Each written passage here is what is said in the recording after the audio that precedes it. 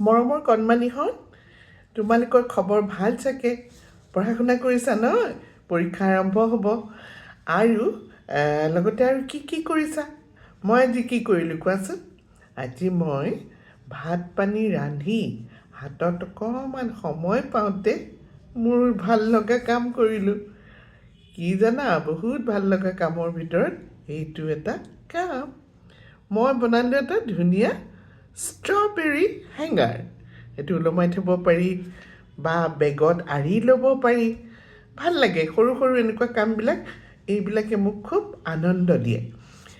আৰু এটা কাম কি কৰিলোঁ জানানে? তোমালোকক দেখুৱাওঁচোন, শুনা, চোৱা, এইখন দেখিছানে? এইবিলাক ফাটি গৈছে। এইয়া চোৱা, এইবিলাক লিখিছে কোনে জানা? এইখন বহী কাৰ জানা? এইখন বহী তোমালোকৰ আজু আইতাৰ। আজু আইতাকটো তোমালোকে চিনি পাইছা ইতিমধ্যে, হয়নে? মোৰ লগত কেইবাবাৰো দেখিছা ভিডিঅ'ত। মই আকৌ দেখুৱাম আজু আইতাক। আজু আইতাই এসময়ত কি কৰিছিলে জানা? এই বহী, এনেকুৱা বহী লয় আৰু লৈ পেলাই যেতিয়াই যি মনলৈ আহে ইয়াতে লিখি থৈ যায়।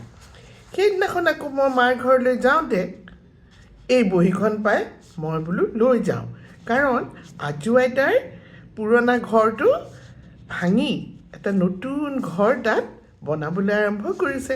বস্তুবিলাক চবতে সিঁচৰিত হৈ পৰি আছে। গতিকে তোমালোকৰ আজু আইতা আৰু মোৰ মায়ে ক'লে, অলপমান কিতাপ পত্ৰ ৰঞ্জু তয়ে লৈ যা। সেইকাৰণে মই কঢ়িয়াই আনোতে এই বহীখনো লগতে লৈ আহিলোঁ। আজি এখন সময় পাওঁতে অকণমান পঢ়িলোঁ। তাত বহুতো ভাল ভাল কথা আজু আইতাই লিখি থৈছে। আৰু এইটো কেনেকুৱা ধুনীয়া অভ্যাস চোৱাচোন, যেতিয়াই মনলৈ আহে ভাল ভাল কথাবিলাক লিখি সাঁচি থোৱাটো এটা ভাল অভ্যাস। তাতে পালোঁ কেইবাটাও তোমাৰ সাঁথৰ, মজা সাঁথৰ। মই তোমালোকক পঢ়ি দিম, শুনিবাচোন। প্ৰথমতে পঢ়োঁ 3টা সাঁথৰ ন, অলপকৈ দিওঁ। এই 3টা সাঁথৰৰ উত্তৰ তোমালোকে দিবাচোন, বৰ ধুনীয়া। শুনিবাচোন। 1 নম্বৰটো শুনা। পেট ডাঙৰ মুখ সৰু। পেট ডাঙৰ মুখখন সৰু, গিলি থয় মানুহ আৰু গৰু। গিলি থয় মানুহ আৰু গৰু। এইটো হৈছে 1 নম্বৰ। 2 নম্বৰটো শুনিবা দেই।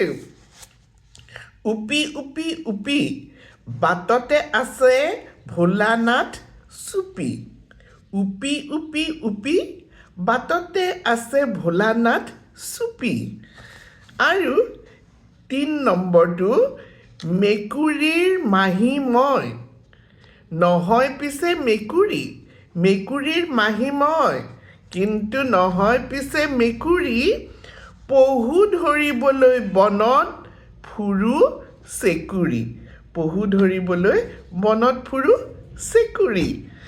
এই 3টাৰ উত্তৰ তোমালোকে সোনকালে মোলৈ দি পঠিয়াবা। পিছত মই উত্তৰকেইটা তোমালোকক দিম বাৰু। এতিয়াৰ কাৰণে শুভ সন্ধিয়া জনালোঁ আৰু কুশলে থাকা। অলপ পিছত সুন্দৰ সাধু বা ফকৰা যোজনা বা পদ্য কিবা এটা লৈ আকৌ তোমালোকৰ মাজলৈ আহিম। আহিবা দেই মোৰ সাধুঘৰলৈ। Bye bye.